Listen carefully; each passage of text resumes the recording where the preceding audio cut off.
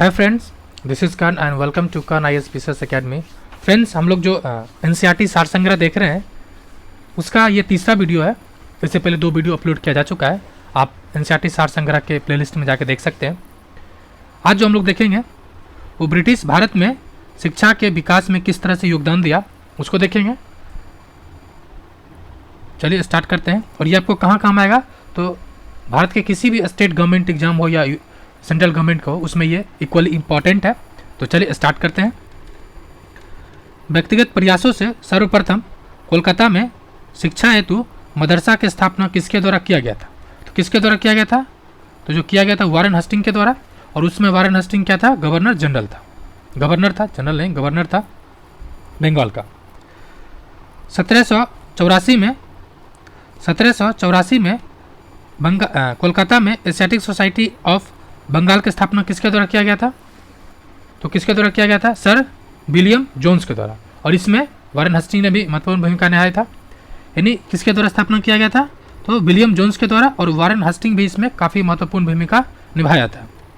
Next, Asiatic Society of Bengal, उसी का fact है, के अधीन सर्वप्रथम भगवत गीता का अंग्रेजी अनुवाद चार्ल्स विल्किंसन ने किया था। किसने किया था? चार्ल्स विल्किंसन ने किया था। तथा कालिदास की प्रसिद्ध रचना अभिज्ञान शकुंतलम, कौन सा है? अभिज्ञान शकुंतलम की पहली बार अंग्रेजी में अनुवाद सर विलियम जोन्स ने किया था। अब सर विलियम जोन्स कौन था? तो बंगाल में जो एशियाटिक सोसाइटी के स्थापना किया था। नेक्स्ट, भारत में प्रथम संस्कृति महाविद्यालय की स्थापना किसने किया था? यानी संस्कृत महाविद्यालय की स्थापना किसने किया था? तो जोनाथन डंकन ने। किसने किया था? जोनाथन डंकन ने। वर्ष 1800 में कलकत्ता में असैन्य अधिकारियों के प्रशिक्षण हेतु फोर्ट विलियम कॉलेज की स्थापना किसके द्वारा किया गया था? ये फ्रेंड्स, जो फोर्ट विलियम कॉलेज है ये 2021 के UPSC में पूछा गया लेटेस्ट में। तो इसका उसमें जो पूछा गया था, इसका उद्देश्य क्या था? तो उद्देश्य था कि भारत में एक ऐसे वर्ग को जन्म देना या तैयार करना जो रंग रूप से भारतीय हो, परंतु जो दिमाग हो बौद्धिक से हो ब्रिटिशर्स हो, मतलब एक सस्ता दामों पर उसको अधिकारी मिल जाए। ये इसका मेन उद्देश्य था। किसका? फोर्ट विलियम कॉलेज की स्थापना का। किसने किया? लॉर्ड वेलेस्ली के द्वारा। किसके द्वारा? Lord Wellesley. और इसके कार्यकाल कब से कब तक था? तो 1805 से, मतलब 1805 तक था। कब से कब? 1798 से। और इसका एक महत्वपूर्ण और चीज़ है, सहायक संधि को अंग्रेजों के दृष्टिकोण से देखा जाए तो सर्वाधिक क्रियान्वयन करने वाला था, यानी सफल बनाया कौन? तो वेलेस्ली ही। नेक्स्ट, किस अधिनियम के द्वारा भारत में शिक्षा के प्रसार हेतु 1 लाख रुपये खर्च करने का अधिकार दिया गया था? गवर्नर जनरल को दिया गया था। किस अधिनियम के द्वारा? तो चार्टर एक्ट था 1813 में। कब से? 1813 में। फ्रेंड्स, इंटरेस्टिंग बात यह है कि ये अधिनियम में 1 लाख रुपया की व्यवस्था किया गया था, लेकिन खर्च कितना किया गया? तो खर्च किया गया 0/सन्नाटा, अर्थात 1 रुपया भी नहीं किया गया। क्यों नहीं किया गया? इस पे एक विवाद हो गया था कि जो खर्च होगा वो भारतीय शिक्षा पे खर्च किया जाएगा या वेस्टर्न शिक्षा पे, मतलब संस्कृत पे या हिंदी पे या अंग्रेजी पे। इसका मुख्य उद्देश्य क्या था? अंग्रेजी पे खर्चा करना। और यही विवाद को लेके ये क्या हुआ कि खर्च नहीं हुआ था। अब 1813 का कुछ और इम्पोर्टेंट इफेक्ट है। जैसे 1813 में जो ईस्ट इंडिया कंपनी था उसका जो मोनोपोली था, यानी एकाधिकार था व्यापार पे, समाप्त कर दिया गया था। फ्रेंड्स, यहाँ पे फिर से सुन लीजिए, फिर से मार्क भी कर लीजिए कि यहाँ पे समाप्त किया गया था 1813 में मोनोपोली किसका? ईस्ट इंडिया कंपनी, यानी जो ब्रिटेन का कंपनी था उसका। लेकिन पूरी तरह से समाप्त नहीं किया गया था। ये पूछा गया था हाल ही में दरोगा एग्जाम में, जो दरोगा मेंस हुआ तो उसमें पूछा गया था। ठीक है, तो पूरी तरह से 1833 में समाप्त हुआ। यानी इसमें क्या बच गया था? इसमें मेनली क्या चीज़ आया था? आप ट्रिक बना सकते हैं, चाय, चीनी और ईसाई मिशनरी। ठीक है, चाय, चीनी, ईसाई मिशनरी और शिक्षा। नेक्स्ट, आंग्ल प्राच्य विवाद, यानी एंग्लिस्टिक ओरिएंटेड, कौन सा विवाद है? इंग्लिस्ट ओरिएंटलिस्ट कंट्रोवर्सी से संबंधित था। कौन संबंधित था?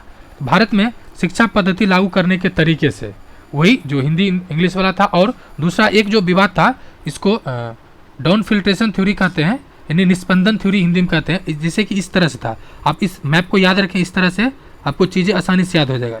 ये थ्योरी था, इसको डाउन फिल्ट्रेशन थ्योरी कहते हैं, इससे मतलब क्या हुआ, सब उसका जो कहना था कि जो अपर कास्ट नहीं बल्कि अपर जो शिक्षित वर्ग है उसको शिक्षा दीजिए, और फिर वो धीरे धीरे ऋषि के जैसे पानी बूंद बूंद गिरता है उसी तरह से यानी अपर क्लास से लोअर क्लास एजुकेशन आते जाएगा, इसी को लेके विवाद था। चलिए देखते हैं नेक्स्ट क्या है।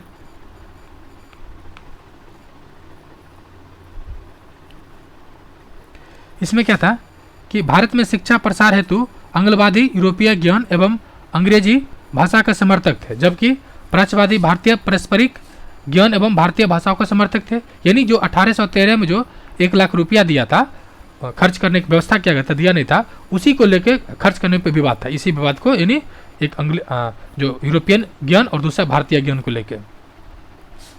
शिक्षा के संबंध में प्रख्यात या विख्यात अधोमुखी निस्यंदन सिद्धांत यानी डाउनवर्ड फिल्ट्रेशन थ्योरी के प्रवर्तक कौन थे? ऑकलैंड थे, लॉर्ड ऑकलैंड थे। और वो जो अभी जस्ट मैंने आपको बताया मैप के थ्रू, ये जो ग्राफ था यानी ये वाला, इसी को कहते हैं डाउनवर्ड फिल्ट्रेशन थ्योरी, यानी ऋषि का शिक्षा ऊपर क्लास से नीचे क्लास तक आएगा। किसने दिया था? ऑकलैंड ने दिया था। लॉर्ड मैकेले किस शिक्षा पद्धति के समर्थक थे या संबंधित थे? तो अंग्रेजी शिक्षा पद्धति से। और इसका एक मैकेले का चार्टर भी आता है 1835 में। कब आता है? 1835 में। और उस समय गवर्नर जनरल कौन था? तो लॉर्ड विलियम बेंटिक रहता है। तो बेंटिक इसको एक चेयरमैन बनाता है शिक्षा संबंधी, और ये देता है। और ये मतलब अंग्रेजी शिक्षा के काफ़ी समर्थक थे, और इसी के बाद से भारत में जो अंग्रेजी शिक्षा है वो काफ़ी बढ़ चढ़ के होने लगा। और इसका एक महत्वपूर्ण ये टोन कसा था, यानी कहावत है कि इसका कहना था कि भारत और अरब के संपूर्ण लाइब्रेरी में जो यूरोप के एक लाइब्रेरी में जो पुस्तक है उसके बराबर नहीं है। यानी इसका कहना था यूरोप के एक लाइब्रेरी में जो पुस्तक है वो संपूर्ण अरब और भारत का, एशिया का से बेहतर है। इस तरह से इसका स्टेटमेंट था। आधुनिक भारत में आधुनिक शिक्षा प्रणाली कब आरंभ हुआ? वही मैकाले के जो स्मरण पत्र था, यानी मैकाले स्मरण पत्र 1835 से। और गवर्नर जनरल कौन था? Lord William Bentinck. कब से कब तक था? तो 1828 से 1832, और फिर 32 से 35 था। 32 से 35 क्यों? इसमें 32 से 35 हो गया था भारत के गवर्नर जनरल, उससे पहले बंगाल का था। और 32 से 35 जो कि को क्या हो गया था? भारत के गवर्नर जनरल। नेक्स्ट, भारत में अंग्रेजी शिक्षा किस वायसराय के काल में आया? तो किसके काल में? जस्ट अभी डिस्कशन किया गया, विलियम बेंटिक। किस घोषणा पत्र को भारतीय शिक्षा का मैग्ना कार्टा कहा जाता है? किस घोषणा पत्र को कहा जाता है? तो वुड्स डिस्पैच 1854। और इसके 54 में किसका कार्यकाल था? तो डलहौजी था 1848 से 1856। और किसके समय था ये वुड्स डिस्पैच घोषणा पत्र? ये भारत में मैग्ना कार्टा मतलब क्या हो गया कि जो मूलभूत आपको चीज़ें हैं, जैसे कि फंडामेंटल राइट को यानी FR को भारत का मैग्ना कार्टा कहा जाता है। मतलब जो बेसिक नीड्स है, ठीक है, मूलभूत आवश्यकता है, उसको फुलफिल किया गया था मैग्ना कार्टा। और मैग्ना कार्टा शब्द पहली बार कब आया था? 1215 में, जब ब्रिटेन का शासक जो था वो ब्रिटेन नागरिक को कुछ अधिकार दिया था। जैसे कि अभी आप इसको याद कर सकते हैं, जैसे कि आपको जीने का अधिकार है, मतलब आपको हवा पानी प्रॉपर तरीके से मिले, हवा पानी भोजन ये सब, उसी तरह से जिसके बिना आप जी नहीं सकते। तो शिक्षा में यह मैग्ना कार्टा कहा जाता है। नेक्स्ट,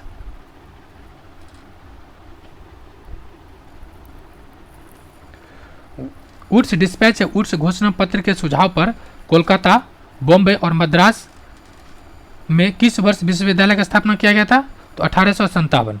यानी ये जो घोषणा पत्र आया था 1854, और इसी को रिपोर्ट को आधार बनाते हुए उसी संस्मरण जो था उसको जो पत्र था 1857 में 3 जगह कौन? कोलकाता, बॉम्बे और मद्रास, यानी BMK या KBM, MKB जो भी बोलिए, यहाँ पे क्या हुआ था? मनुस्मृति वह प्रथम ग्रंथ है जिसका अनुवाद सबसे पहले संस्कृत से अंग्रेजी भाषा में ए कोड ऑफ जेंटू लॉज यानी ए कोड ऑफ जेंटू लॉज के नाम से प्रकाशित हुआ था। ये कौन सा बुक था? यानी मनुस्मृति। और मनुस्मृति जो है भारतीय जो मतलब सामाजिक जीवन है वो किस तरह से आगे बढ़ेगा उसको लेकर है। तो कह रहा है कि मनुस्मृति वह प्रथम ग्रंथ है जिसका अनुवाद सबसे पहले अंग्रेजी से संस्कृत से अंग्रेजी में किया गया। यानी संस्कृत से अंग्रेजी में करने जाने वाला प्रथम बुक कौन था? मनुस्मृति था। इसका कौन भाषा नाम क्या था इसका? A code of Gentoo laws. Next, Paris स्थित रॉयल एस्थेटिक सोसाइटी की सदस्यता किस भारतीय को प्रदान की गई थी? माइकल मधुसूदन दत्त। किसको? तो माइकल मधुसूदन दत्त को। बम्बई में प्रथम महिला विश्वविद्यालय की स्थापना किसके प्रयास से हुई है? कहाँ पे? बम्बई में। किसके प्रयास से? डी के कर्वे। किसके प्रयास से? डी के कर्वे। भारतीय विश्वविद्यालयों में धार्मिक शिक्षा के लिए किसने प्रबल रूप से वकालत किया था? यानी धार्मिक शिक्षा किसने किया था? मदन मोहन मालवीय। और इन्हीं के प्रयास से जो बनारस हिंदू विश्वविद्यालय है वहाँ पे मतलब इसका स्थापना हुआ। और यहाँ पर एक इंटरेस्टिंग फैक्ट है कि गांधी जी का प्रथम पब्लिक मीटिंग यानी पब्लिक जो संबोधन है वो बनारस हिंदू विश्वविद्यालय के उद्घाटन में हुआ था 1916 में। ठीक है, ये क्वेश्चन कहाँ पूछा गया था? अभी हाल ही में जो प्रीवियस ईपीएफओ हुआ था उसमें पूछा गया था। और आपके जैसे ही गांधी जी के प्रथम मीटिंग आता है आपके दिमाग में आ जाएगा चंपारण। ठीक है, बट चंपारण प्रथम आंदोलन है, लेकिन प्रथम पब्लिक मीटिंग यानी प्रथम पब्लिक स्पीकिंग स्पीच जो हुआ था वो maiden speech in the public that was Banaras Hindu विश्वविद्यालय के इनॉग्रेशन में। बनारस हिंदू विश्वविद्यालय का शिलान्यास किसके काल में हुआ था या किसके द्वारा हुआ था? Lord Hardinge. किसके काल में हुआ था? Lord Hardinge. और लॉर्ड हार्डिंग से रिलेटेड एक और महत्वपूर्ण फैक्ट है कि 1912 में जब दिल्ली कलकत्ता से दिल्ली जब ट्रांसफर हो रहा था तो उसी पे बम फेंका गया था चांदनी चौक पे, जहाँ कभी केजरीवाल क्या है? एमएलए है। भारत में शिक्षा के क्षेत्र में विकास के लिए एनी बेसेंट ने वर्ष 1898 में सेंट्रल हिंदू कॉलेज की स्थापना की थी, जो 1916 में मदन मोहन मालवीय जी के प्रयासों से हिंदू विश्वविद्यालय बना। अब देखिए एक सवाल आता है कि बनारस हिंदू विश्वविद्यालय का स्थापना किसने किया? तो कहा जाता है मदन मोहन मालवीय जी। नहीं, स्थापना नहीं किए थे, बल्कि जो एनी बेसेंट ने 1898 में सेंट्रल हिंदू कॉलेज की स्थापना किया था उसी को मदन मोहन मालवीय जी ने बनारस हिंदू विश्वविद्यालय में तब्दीली यानी बदल दिया। वर्ष 1817 में डेविड हारे के सहयोग से कोलकाता में हिंदू कॉलेज की स्थापना किसके द्वारा किया गया? तो मदन मोहन मालवीय राजा राम मोहन राय। ठीक है, राजा राम मोहन राय। और डेविड हारे कौन था? एक स्पेनिश था आई थिंक। और इसने ये क्या किया? एक प्रोफेसर था और इसी के प्रयास से क्या हुआ कि 1817 में कोलकाता में क्या हुआ कि कॉलेज की स्थापना किया गया। और मदन मोहन मालवीय ऐसे आपने ऊपर पढ़ चुका है। और इनका एक और संस्था था।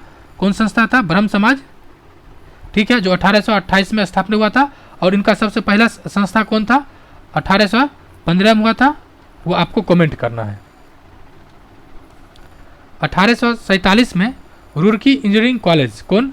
रुड़की इंजीनियरिंग कॉलेज के रूप में भारत में प्रथम इंजीनियरिंग कॉलेज का स्थापना किसके द्वारा किया गया था? James Thomson. नेक्स्ट, अब कुछ आयोग है जो शिक्षा से संबंधित महत्वपूर्ण है, जैसे आयोग व समिति और गवर्नर जनरल जिसके काल में हुआ। Charles woods dispatch 1854।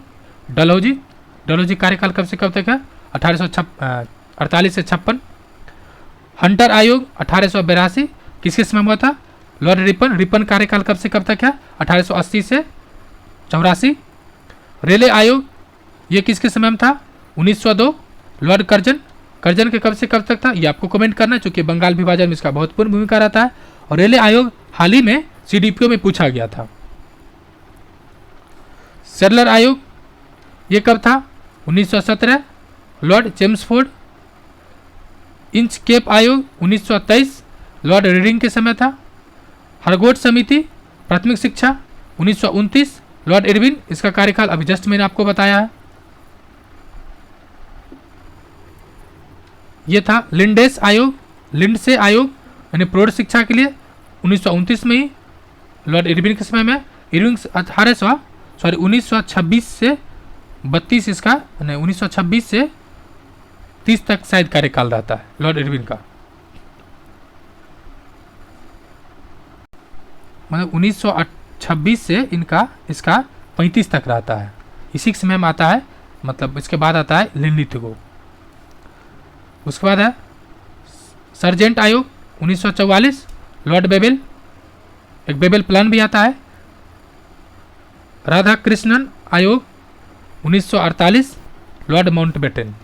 नेक्स्ट, अब एक फैक्ट है कि 1937 में गांधी जी के द्वारा प्रस्तुत वार्ता प्रस्ताव शिक्षा संबंधी था। इसमें गांधी जी ने हिंदी शिक्षा को लेकर काफ़ी मुखरता से बातें रखे थे।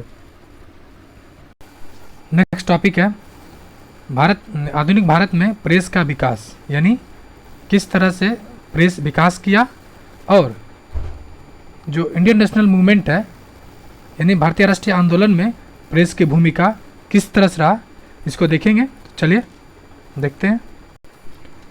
भारत का प्रथम समाचार पत्र द बंगाल गजट किस वर्ष प्रकाशित हुआ? बंगाल गजट किस वर्ष प्रकाशित हुआ था? 1780। किसके समय में?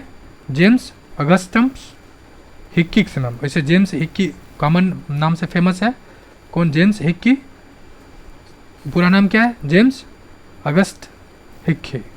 नेक्स्ट, वर्नाकुलर प्रेस एक्ट किस वायसराय के कार्यकाल में पारित हुआ? तो लॉर्ड लिट्टन। ये था एक्चुअली क्या? तो देसी भाषा प्रेस एक्ट था एक तरह से। 1866 में संपादित ज्ञान प्रियदिनी किस पत्रिका का संपादक कौन था? संस्थापक?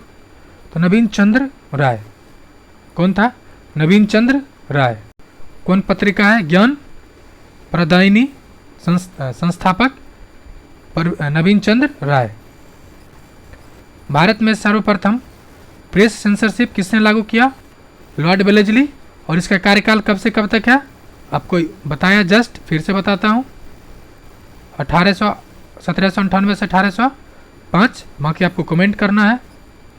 अल हिलाल एवं अल बिलाग नामक पत्रिकाएं किसके द्वारा प्रकाशित किया गया था? तो अल हिलाल तो कई बार पूछा जा चुका है। अब जो पूछे जाएगा उसको अल बिलाग भी।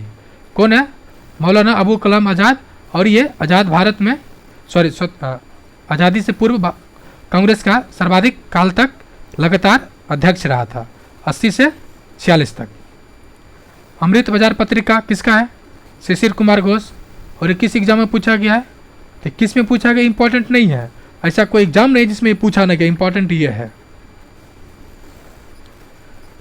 रामानंद चटर्जी द्वारा बंगाली भाषा में संपादित मॉडर्न रिव्यू पत्रिका कहाँ से प्रकाशित होती थी? तो मॉडर्न रिव्यू कहाँ से होता था? कोलकाता से। कहाँ से होता था? कोलकाता से। 1878 का vernacular press act Lord Ripon ने वर्ष 1882 में रद्द कर दिया। रिपन को प्रेस का मुक्तिदाता भी कहा जाता है। ये जो लिट्टन 1878 में लाया कौन था? लाया था लिट्टन। ठीक है। रद्द कौन किया? Lord Ripon. और रिपन कार्यकाल कब से कब तक है? 80 से 84, 1880 से 84। और रिपन को उदार रिपन भी कहा जाता है और स्थानीय स्वशासन का जन्मदाता भी कहा जाता है। पत्रकार के कर्तव्य का निर्वहन करते हुए जेल जाने वाले प्रथम भारतीय कौन थे? तो प्रथम भारतीय थे उग्रवादी के महान नेता बाल गंगाधर तिलक। और इनका दो फेमस जो ये उत्सव भी है, शिवाजी उत्सव और गणेश उत्सव महाराष्ट्र में शुरू किए थे। एक साप्ताहिक के रूप में यंग इंडिया का शुभारंभ किसने किया था? तो यंग इंडिया का संबंध किससे था? एनी बेसेंट से। और एनी बेसेंट का संबंध किससे था? होम रूल आंदोलन। ऐसे होम रूल आंदोलन के दो व्यक्ति थे, एक तिलक जी, दूसरा एनी बेसेंट। तो आपको ध्यान इस बात का रखना है, क्योंकि होम रूल आंदोलन जैसे दिमाग में आता है तो एनी बेसेंट ही आती है। तो आपको इस बात को भी ध्यान रखना है कि एनी बेसेंट और तिलक दोनों का था, लेकिन तिलक का जो तिलक जी थे, तिलक जी, इनका जो होम रूल था ये पहले शुरू हुआ। यानी पहले किसका शुरू हुआ? तिलक जी का। ये बात आपको मार्क करके रखना है। भारतीयों के द्वारा अंग्रेजी भाषा में प्रकाशित प्रथम समाचार पत्र कौन था? तो कौन था? हिंदू पेट्रियाट। हिंदू पेट्रियाट यानी ऑप्शन नहीं, यानी नेक्स्ट। अंग्रेजी में फ्री हिंदुस्तान अखबार किसके द्वारा प्रकाशित किया गया था? तो तारकनाथ द्वारा। ये कहाँ से किया गया था? तो अमेरिका से। अमेरिका में कि किस पार्ट से, ये आपको कमेंट करना है। नेक्स्ट, कानपुर से प्रकाशित प्रताप समाचार पत्र के माध्यम से विजय सिंह पथिक ने बिजोलिया आंदोलन को पूरे भारत में चर्चा का विषय बना दिया था। सवाल यहाँ से यह आता है कि बिजोलिया आंदोलन को किस समाचार पत्र ने समर्थन दिया था? तो प्रताप। फारसी साप्ताहिक मिरातुल अखबार किसके द्वारा प्रकाशित किया गया था? राजा राममोहन राय। वैसे राजा राममोहन राय कई पत्रिकाओं को प्रकाशित किया था, एक आएगा डिटेल वीडियो, उसमें आपको बताएंगे। अभी तो एनसीईआरटी सीरीज चल रहा है तो इसको देखते हैं। कौन थे राजा राममोहन राय? जैसे कि इनका एक उर्दू ही था, ये फारसी था, उर्दू भी था, और भी था मॉर्निंग इन द मॉर्निंग या सनराइज, या इस तरह से इनका उनको कई उपाधि भी दिया गया है। तो देखते हैं आगे, अभी तो फिलहाल एनसीईआरटी को देखते हैं। रॉबर्ट नाइट ने कलकत्ता से 1875 में अंग्रेजी भाषा की किस पत्रिका का संपादन किया था? कौन? रॉबर्ट नाइट ने। कहाँ से? कोलकाता से। कब से? 1875 में। तो स्टेटमेंट्स और 1875 से संबंधित 2-3 महत्वपूर्ण घटना। एक तो जो आर्य समाज था, राजा राम ये दयानंद सरस्वती का, वो भी स्थापना होता है, और जो एनी बेसेंट जिस संस्था से जुड़ती है, ठीक है, वो भी 1875 में ही स्थापना हुआ था। कौन संस्था था? थियोसोफिकल सोसाइटी, और इसका इंटरनेशनल स्थापना हेडक्वार्टर कहाँ था? तो अडियार में। वर्ष 1861 में इंडियन मिरर नामक अखबार का प्रकाशन कहाँ से होता था? इंडियन मिरर कोलकाता से। वैसे भी फ्रेंड्स, आपको एक बात ध्यान रखना है, जब आंदोलन चल रहा था स्वाधीनता की लड़ाई, तो उसमें मेनली 3 जगह मुख्य था। एक तो बंगाल, दूसरा बॉम्बे, और तीसरा मद्रास, यानी अभी जो है कौन? तमिलनाडु। ये 3 ही मुख्य जगह था, चूँकि बंगाल में ही बिहार भी था, उड़ीसा भी था। ये 3 मेन एरिया है, मेन क्षेत्र है, जहाँ से आंदोलनकारी अपना आंदोलन को आगे बढ़ा रहा था। तो आप अगर ऑप्शन से भी हो तो आप ऑप्शन से भी जा सकते हैं, अगर माने आपको नहीं पता चल रहा है तो।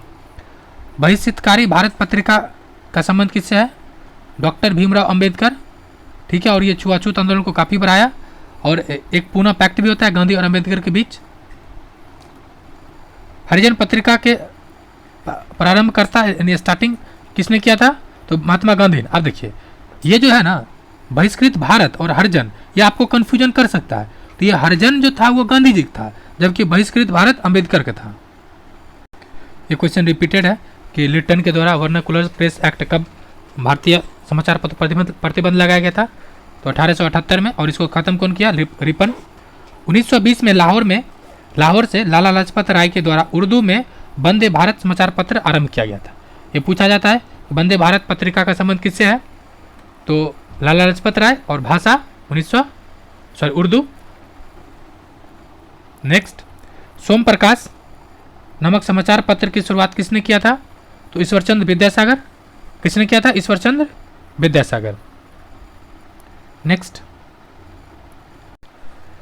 लीडर अखबार किस कार्य के लिए प्रसिद्ध था? तो लीडर जो था वो उदारवादी का नीति का प्रचार प्रसार करता था। उदारवादी कौन? जैसे कि अब गांधी जी नहीं, बल्कि जो दादा भाई नेहरू जी थे या गोखले थे, ये सब का ये उदारवादी पत्र था। नेक्स्ट, अंग्रेजी साप्ताहिक पत्र वंदे मातरम, ठीक है। अब जस्ट आपने ऊपर देखा वंदे भारत, ठीक है, क्या देखा? वंदे मातरम ही था, लेकिन वो उर्दू में था लाला लाजपत राय, और अंग्रेजी में है कौन? अरविंद घोष। अंग्रेजी साप्ताहिक पत्र वंदे मातरम के संबंध किससे था? तो अरविंद घोष का, लेकिन ये अंग्रेजी का है। उर्दू का हो तो लाला लाजपत राय, यानी शेरों का राजा लाला लाजपत राय। किस पत्रिका ने वर्नाकुलर प्रेस एक्ट का समर्थन किया था? पायनियर, ठीक है, पायनियर। और एक चीज़ और फैक्ट है कि वर्नाकुलर प्रेस एक्ट की वजह से कई सारे पत्रिका रातों रात इंग्लिश में ट्रांसफर हो गया, जिसमें से सोम प्रकाश, मिहिर और पायनियर भी था। नील आंदोलन का समर्थन करने वाले पत्रिका हिंदू पेट्रियाट के संपादक कौन था या कौन थे? हरिश्चंद्र मुखर्जी, ठीक है। और ये पहला हिंदू पेट्रियाट कौन था? पहला अंग्रेजी पत्रिका भी था भारतीय के द्वारा। स्वदेश वाहिनी नामक पत्रिका के संपादक कौन थे? के रामकृष्ण पिल्लई। कौन थे? के रामकृष्ण पिल्लई। अंग्रेजी समाचार पत्र इंडिपेंडेंट, यानी इंडिपेंडेंट किसके द्वारा आरंभ किया गया था? तो मोतीलाल नेहरू। कौन? मोतीलाल नेहरू। और नेहरू जी 2 बार कांग्रेस का अध्यक्ष भी बनते हैं। और मोतीलाल से नेहरू एक और इम्पॉर्टेंट फैक्ट है, 1928 में जो सर्वदलीय ये एक पारित हुआ था कॉन्स्टिट्यूशन के लिए, नहीं संविधान के लिए, उसका अध्यक्षता किया था। मराठी भाषा की पत्रिका केसरी के संपादक कौन थे? तो बाल गंगाधर तिलक। और मराठी का भी देखिए, जो मराठी है वो मराठी ये पत्रिका भी था, ये इंग्लिश में था, मराठी इंग्लिश में था, जबकि मराठी भाषा की पत्रिका कौन था? केसरी। दो तिलक जी के दो था, एक मराठा और केसरी। जो मराठा था वो इंग्लिश में था और केसरी था वो मराठी में था, तो यहाँ से कंफ्यूज नहीं होना है। इंडियन नेशन आरंभ कहाँ से होता था? पटना से। कब होता था, मतलब कब से स्टार्ट हुआ? तो 1931 में।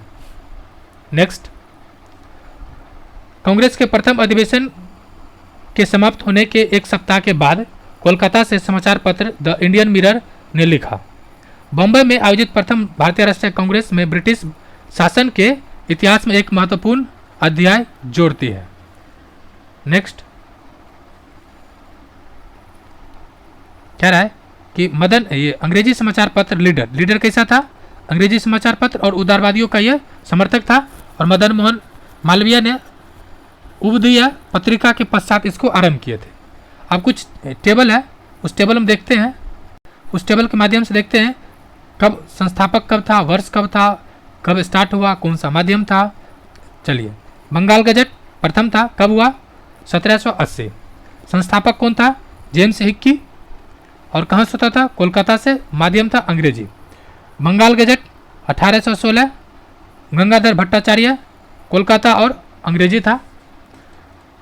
समाचार दर्पण 1818 का है, ये किसका था? मॉर्समैन। कौन था? मॉर्समैन। कहाँ से? कोलकाता और बंगाली। संवाद कुमुदिनी, ये राजा राममोहन राय का था, ठीक है, ये कोलकाता से था, और ये भी बंगाली था। वैसे राजा राममोहन राय की बात की जाए, ये 9 भाषा के जानकार थे, लेकिन इंटरेस्टिंग बात यह था उस 9 भाषा में ये संस्कृत के जानकार नहीं थे, यानी इनको संस्कृत नहीं आता था।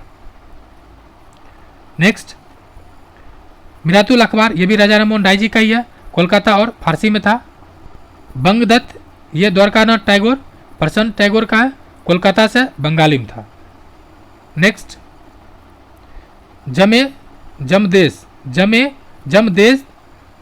जमशेद, यानी जमे जमशेद कब था? 1831।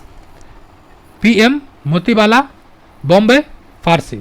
राष्ट्रगुप्तार, ये दादाभाई नौरोजी था, और 1851 में ये कई बार पूछा जा चुका है, ठीक है। कब से, कहाँ से था? बम्बई में, और भाषा कौन था? गुजराती। नेक्स्ट, सत्यप्रकाश, ये किसका था? तो सत्यप्रकाश को कौन थे? तो करसोन दास मुलजी, अहमदाबाद, और गुजराती था। कब था? 1852। हिंदू पेट्रियाट, ये कई बार पूछा जा चुका है, कब से कब था? मतलब 1853। और गिरीश चंद्र घोष और हरीश चंद्र मुखर्जी। ये फ्रेंड्स मार्क कर ले बीपीएससी वाले, क्योंकि बीपीएससी में ऑप्शन ई होता है, जिसमें होता है ऑल ऑफ एबव, उसके जगह ऑप्शन आ गया डी, यानी उपरोक्त सभी या नहीं, तो आपको इसको ध्यान देना है। नेक्स्ट, इंडियन मिरर, ये भी कई बार पूछा जा चुका है, इसके संपादक कौन थे? बीपीएससी का तो ये फेवरेट क्वेश्चन है। पहले तो कब स्टार्ट हुआ? 1861। देवेंद्रनाथ टैगोर और मदन मोहन घोष, कलकत्ता और अंग्रेजी में था। टाइम्स ऑफ इंडिया 1861, ये अंग्रेजी भाषा, अंग्रेजी प्रेस था, बॉम्बे से, और अंग्रेजी। Indu Prakash, justice Ranade,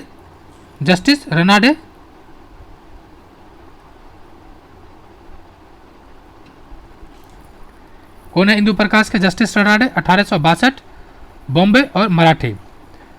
native opinion, ये किसका, कब से था?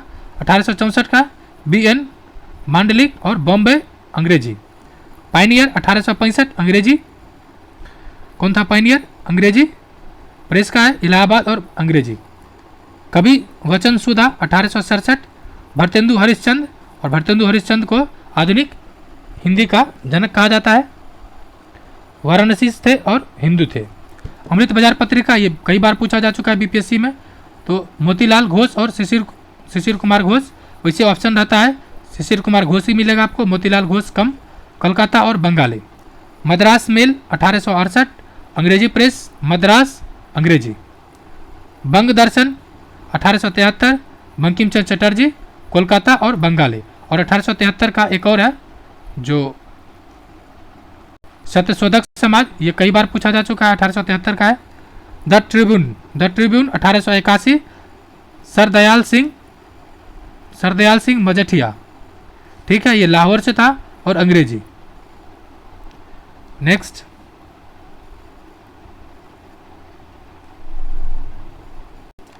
हिंदी प्रदीप 1877 बालकृष्ण भट्ट, वाराणसी, हिंदी। 1878 एस.एन. बनर्जी, कोलकाता, अंग्रेजी।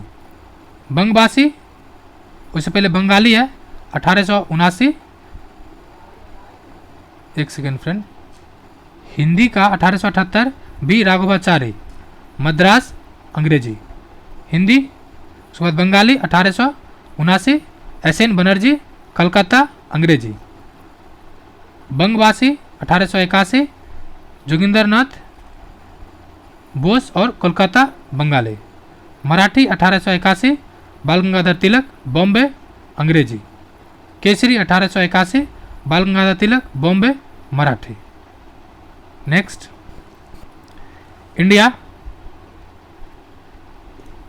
1890 दादाभाई नौरोजी, बॉम्बे, अंग्रेजी।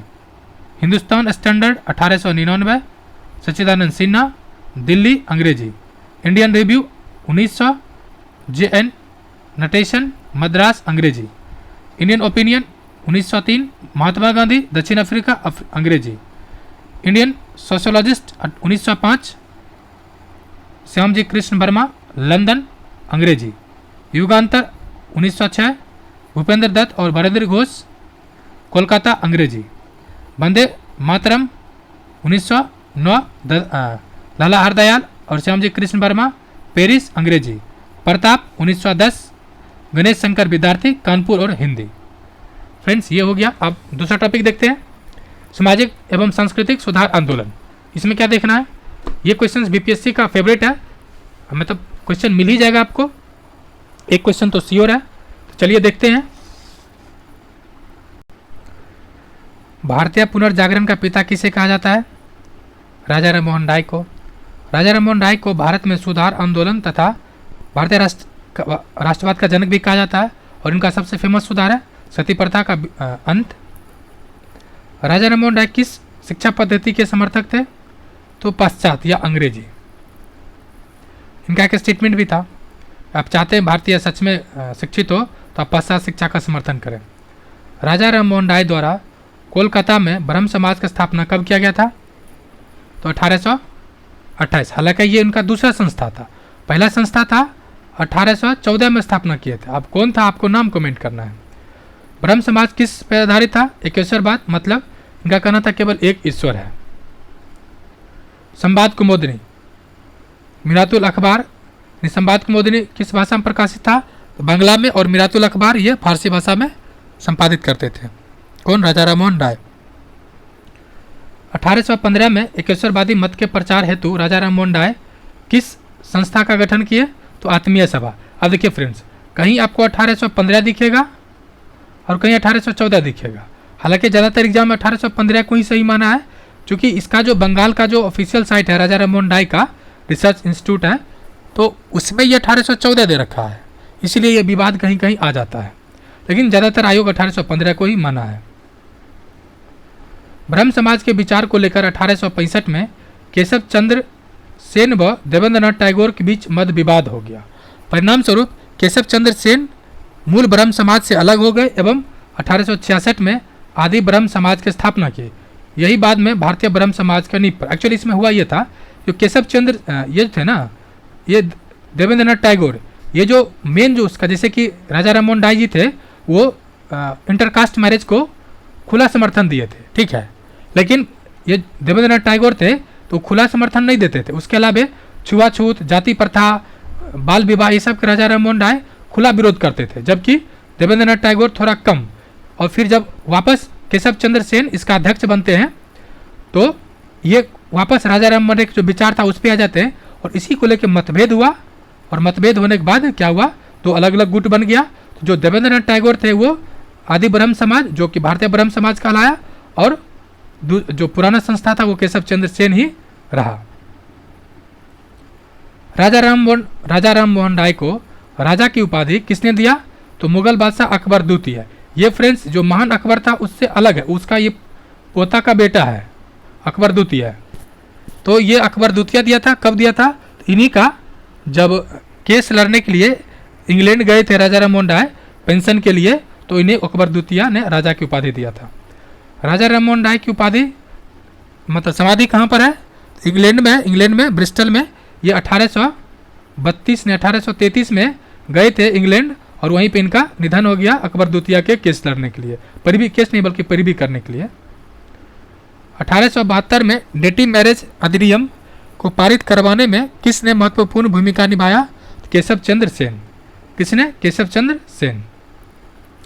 1839 में तत्वबोधिनी सभा की स्थापना किसने किया? तो केशव चंद्र सेन देवेंद्रनाथ टैगोर।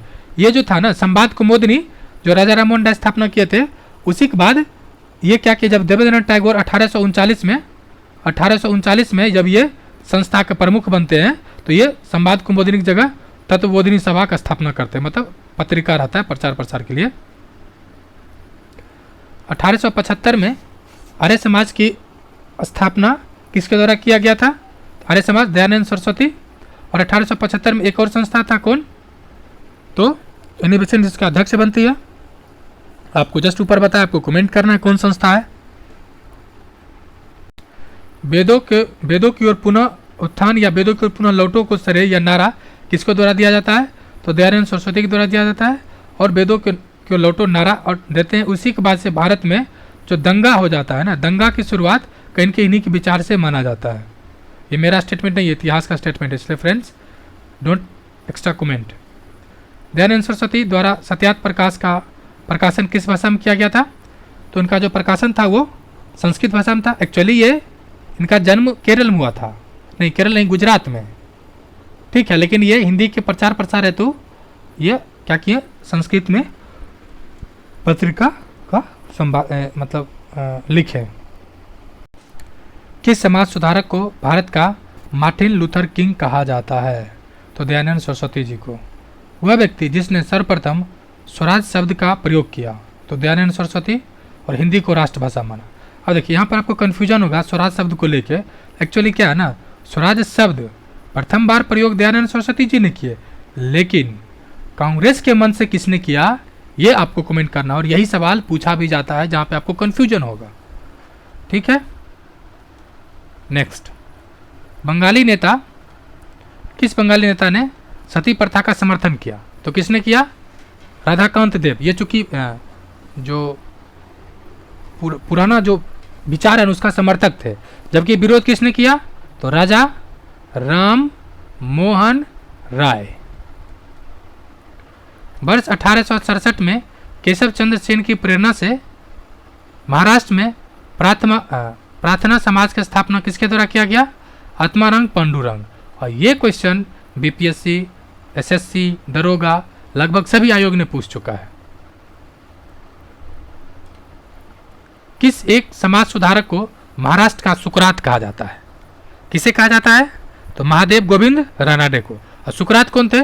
बहुत बड़ा वेस्टर्न फिलोसफर है, ठीक है, और किसका गुरु थे? तो आपको कमेंट करना है। वर्ष 1897 में विवेकानंद के द्वारा रामकृष्ण मिशन की स्थापना कहाँ की गई थी? तो कोलकाता में।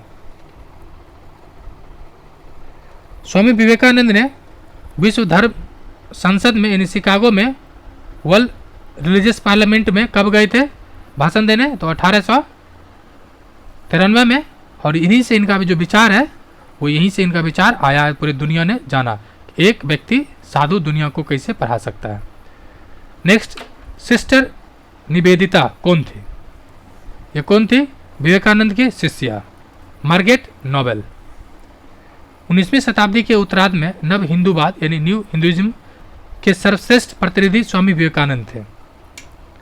न्यूयॉर्क में थियोसोफिकल सोसाइटी की स्थापना कब हुआ? तो ये आपको मैंने अभी 5 बार बताया है, तो आपको बताना है कब हुआ था। भारत में थियोसोफिकल सोसाइटी का मुख्यालय कहाँ था? अडियार। ये कहाँ है? मद्रास। और इसका जो हेड कौन बनती है? Annie Besant. और वो आजीवन रहती है। भारत में थियोसॉफिकल सोसाइटी को किसने प्रयत्नों से सफलता मिली? Annie Besant. ये कहाँ की थी एनी बेसेंट? आयरलैंड की। ये थियोसोफिस्ट महिला थे। और ये बंगाल नहीं, भारत में प्रथम महिला जो कांग्रेस की अध्यक्षता बनी वो एनी बेसेंट थे, प्रथम महिला। और भारतीय प्रथम महिला सरोजिनी नायडू। यंग बंगाल आंदोलन के प्रवर्तक थे हेनरी विवियन डेरोजियो। ये कौन थे? ये फिलोसफर थे।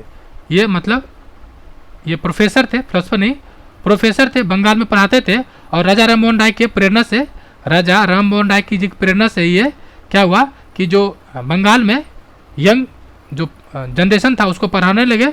और बाद में इनको 32 साल की उम्र में इनका निधन भी हो जाता है। विधवा पुनर्विवाह को कानूनी रूप से वैध बनवाने में किसकी महत्वपूर्ण भूमिका थी? तो किसका महत्वपूर्ण भूमिका था? ईश्वरचंद्र विद्यासागर। वर्ष 1851 में नेरोजी, फरदोनजी, दादाभाई नेरोजी, एसएन बंगाली, आर के कामा के सहयोग से रहनुमाई मसद यसनम सभा के गठन किया गया तथा सभा के संदेश को पारसी समाज तक पहुंचाने के उद्देश्य से राष्ट्रगुप्तकार पत्रिका का भी मतलब आरंभ किया गया। अब देखिए ये जो था ना, इसका क्या उद्देश्य था? इसका उद्देश्य था जो फारसी धर्म में जो कुरीति है ना उसको समाप्त करना है। जैसे कि हिंदू धर्म में बहुत सारे कुरीतियाँ था, जैसे कि अभी दहेज पर था, उसके अलावा जो बाल विवाह, भ्रूण हत्या या सती पर था, उसी तरह से वो भी था। दलित जातियों के कल्याण के लिए ज्योतिबा फुले ने किस वर्ष 1873 में मतलब इस संस्था का स्थापना किया था। दलित ही नहीं बल्कि ओबीसी भी था। ठीक है, ओबीसी क्वेश्चन पूछा गया है बीपीएससी में, ओबीसी वर्ग के लिए यानी ओबीसी वर्ग को सुधार के लिए, उसके जन कल्याण के लिए किस संस्था ने मदद किया? तो सत्यशोधक समाज। स्थापना कब हुआ था? 1873। स्वतंत्रता के पश्चात मौलाना आजाद भारत के पहले शिक्षा मंत्री बने तथा विश्वविद्यालय अनुदान आयोग के स्थापना भी किया गया, यानी यूजीसी।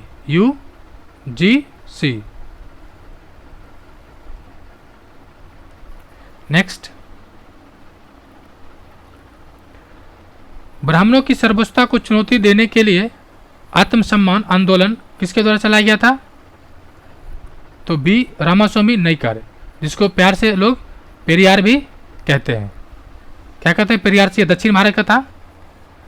राधा स्वामी सत्संग के संस्थापक कौन थे? शिवदयाल साहब। कौन थे? शिवदयाल साहब। नेक्स्ट, ये चार्ट है,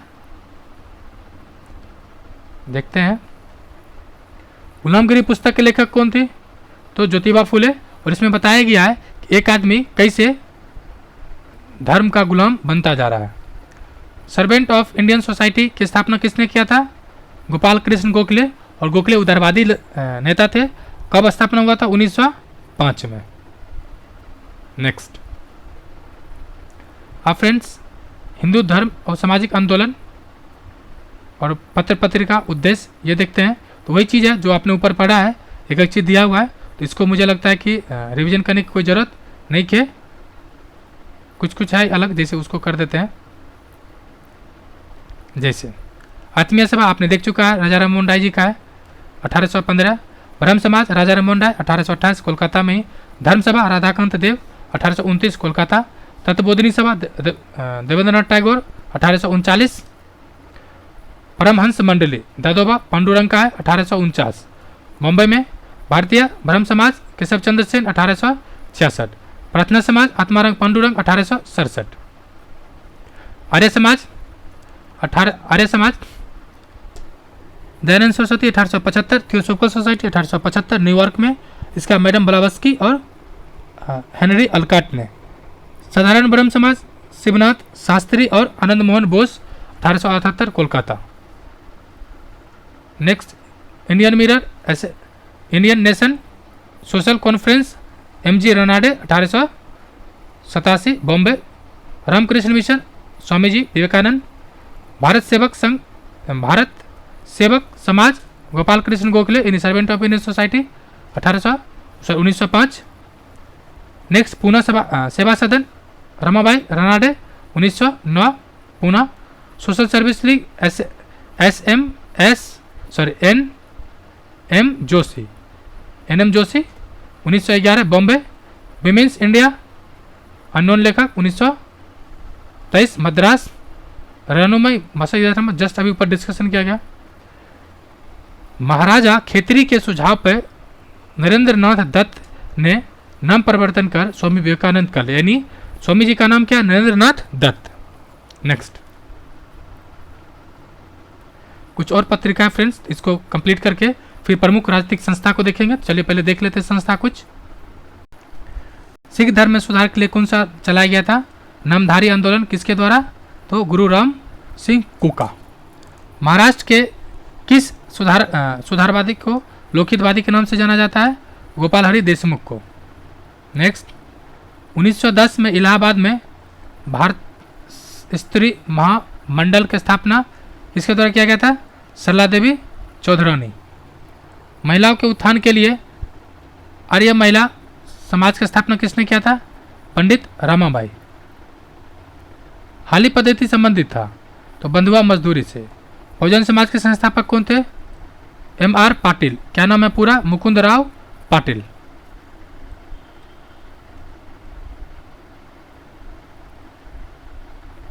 पश्चिम भारत के प्रमुख समाज सुधारक D.K. कार्बे किस क्षेत्र से महत्वपूर्ण थे? महिला शिक्षा एवं विधवा पुनर्विवाह के क्षेत्र में।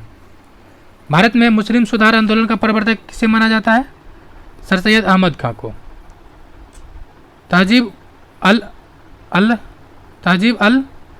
उल अखलाक सभ्यता और नैतिकता नामक पत्रिका संपादक थे सर सैयद अहमद खां। सर सैयद अहमद खां तथा बनारस के राजा शिव प्रसाद सिंह ने कांग्रेस की स्थापना के विरोध में यूनाइटेड इंडियन पेट्रियाटिक एसोसिएशन की स्थापना किया था। अब कुछ संस्था है और उसका स्थापना है और स्थल है। चलिए देख ही लेते हैं, फिर अगला सुधार देखेंगे। अलीगढ़ आंदोलन, सर सैयद अहमद खां अलीगढ़ में अंग्रेजी तथा ब्रिटिश सरकार के पक्ष में प्रभावी बनाने के लिए 1875 में मोहम्मद एंग्लो ओरिएंटल स्कूल भी खोला गया। ये कई बार पूछा गया है। अहमदिया आंदोलन, मिर्जा गुलाम अहमद पंजाब में उदारवादी सिद्धांत पर आधारित आंदोलन था। इसे जहर का विरोध किया था। जोहर होना चाहिए कि देवबंद आंदोलन, मोहम्मद कासिम ननो तभी रशीद देवबंद सहारनपुर में। इसका मुख्य उद्देश्य था कुरान की शिक्षा का प्रसार करना और अंग्रेजों का विरोध करना। इसका और कभी कभी पूछ दिया जाता है कौन आंदोलन का उद्देश्य समान था संस्था का? तो कांग्रेस और देवबंद दोनों का उद्देश्य समान था। भाभी आंदोलन, सर सैयद अहमद और राव बरेलवी पटना मुख्यालय। इसका मुख्य उद्देश्य सांप्रदायिक मुस्लिम सुधार आंदोलन था। नेक्स्ट नवजात कन्या हत्या जॉन शोर 1795 और कन्या भ्रूण हत्या के विरुद्ध। बाल कन्या हत्या निरोध कानून लॉर्ड वेलेस्ली इसका कब से कब तक है? मतलब कब से नहीं बल्कि 1804। और नवजात शिशु को मारने पर रोक। सती प्रथा निषेध विलियम बेंटिक 1829 सती प्रथा गैर कानूनी बनाया गया। हिंदू विधवा पुनर्विवाह अधिनियम डलहौजी 1856 इस अधिनियम के द्वारा विधवा विवाह को कानूनी मान्यता दी गई। संपत्ति आयु सीमा एज ऑफ कंसेंट लैंसडाउन 1861 12 वर्ष से कम आयु के बालकों को विवाह पर रोक लगाई गई। शारदा एक्ट इरविंग समय में 1929 इस एक्ट में लड़का के लिए 14 और लड़के के लिए लड़का के लिए 18 लड़के के लिए 14 वर्ष विवाह का रखा गया। हिंदू महिला संपत्ति अधिनियम लॉर्ड ऑकलैंड 1837 इसमें हिंदू महिलाओं को संपत्ति का अधिकार प्रदान किया गया था। और अभी इसमें लेटेस्ट 2020 में संशोधन भी किया गया। दास प्रथा का अंत लॉर्ड एलनबरो 1833 के चार्टर एक्ट में इसको प्रतिबंध की बातें किया गया था।